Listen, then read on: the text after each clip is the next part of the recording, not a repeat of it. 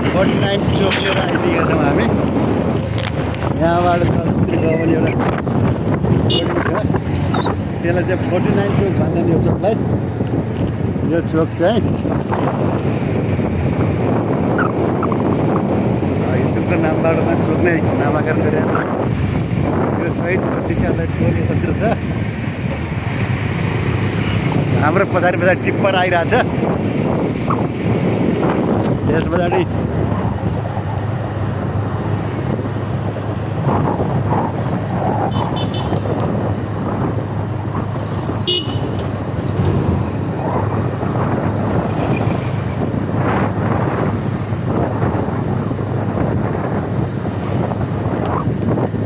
सडक बन्दैछ। यो कहिले सकिने हो? हिँड्न कहिले पाइने हो यो बाटो? यो रङ्गशाला छ यहाँ हाम्रो दाङको बेलझुन्डीमा महत्त्वपूर्ण ठाउँ। दाङ जिल्ला खेलकुद विकास समितिद्वारा निर्मित रङ्गशाला छ हाम्रो यहाँ।